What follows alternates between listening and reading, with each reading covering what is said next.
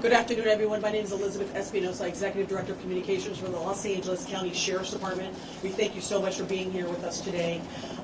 In the order of speakers that we will have today will be LA County Fire Chief Daryl Osby, and then we will have LA County Sheriff Alex Villanueva come to the podium. Thank you.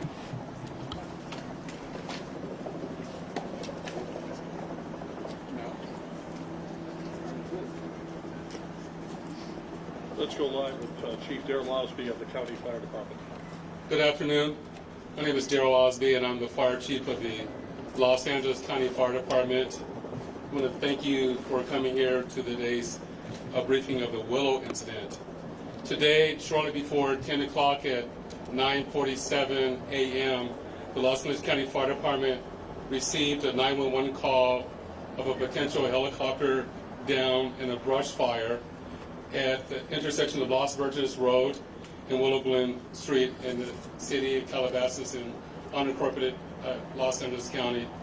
Upon arrival, our firefighters discovered approximately a quarter-acre brush fire that resulted from a crash on the hillside. The Los Angeles County Fire Department initial response was 15 pieces of apparatus and 56 personnel that consisted of paramedics, engine company, heavy rescue, truck company, hand crews, and aircraft, and a chief officer to oversee the incident. Upon arrival during the incident, and upon arrival of the Sheriff's Department, our two respective departments entered into unified command to handle this incident. Our firefighters on scene indicated that there was a debris field in steep terrain with a quarter-acre brush fire that was occurring at the time. Our firefighters hiked in to the accident site with their medical equipment and hose lines to extinguish the stubborn fire, as it included the brush fire, debris from the helicopter, and the fire also included magnesium, which is very hard for our firefighters to extinguish because magnesium reacts with oxygen and water. In addition to our firefighters hiking into the incident, we had one helicopter flying to the incident with firefighter paramedics on board. Those paramedics were hoisted down to the incident early into the incident. They did a search of the area for survivors.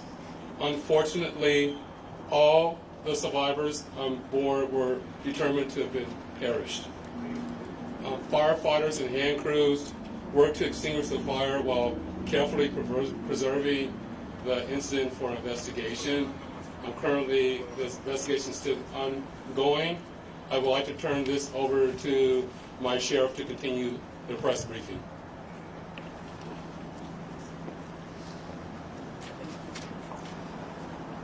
Thank you, Chief Osby.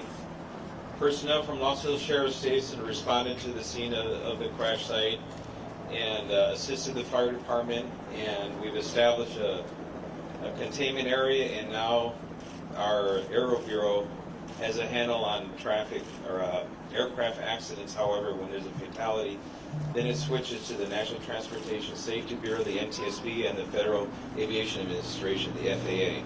The FAA is already on scene and assisting.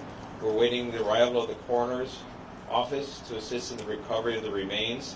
As the chief indicated, there were no survivors. We have a manifest that indicates that there was 9 people on board the aircraft, the pilot plus 8 individuals. There is wide speculation of who the identities are. However, it would be entirely inappropriate right now to identify anyone by name until the coroner has made the identification through their very deliberative process, and they've made notifications to next of kin. And it'd be extremely disrespectful to understand that your loved one was perished and you learn about it from TMZ. That is just wholly inappropriate, so we're not going to be going there. We're going to wait till the coroner does their job, and we're assisting the families of those who believe they've been impacted, and it's a tough process. And our hope goes out to all of the members who were on board, all the family of everyone who was on board this aircraft, and God bless their souls. So at this point in time, we have nothing that we can add until the coroner does their job, and we'll be making those notifications when we have the information and we know the next of kin have been notified, then we can release the information publicly. And you'll be notified in subsequent announcements. Sheriff, if the there's one manifest thing you says 9 can and 4, confirm. does that Do we mean there were have a 9 bodies? confirmation actually of 9 bodies there at the scene? That is our belief, yes. So we realize at this point there are so many questions, there's a lot of information out there, and again, we understand, there's a lot of information that's floating, but we certainly have a responsibility and an obligation out of respect, of course, for the families, and this is a very difficult time for us all, for the city. We have the mayor here of Calabasas, also city.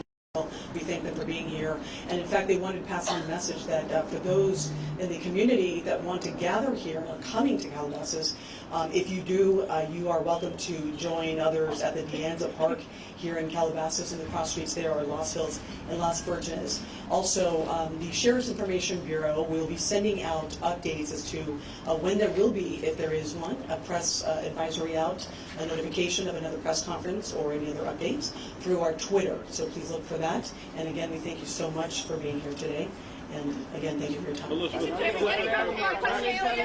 please. Sheriff, Sheriff, we have more. Sheriff, just a Can you question talk quickly about on if it's a mechanical sealing off the failure or area. weather? We know the NTSB has to be there to do that thing. Is the public going to be able to get anywhere nearby, or is a stretch of Las Virgenes going to be shut down for an indeterminate period of time? It remains shut down. Is it How really big of an area? Any idea? still on Enough site? to keep it. Can you confirm there was heavy fog in the area? That's Daryl, the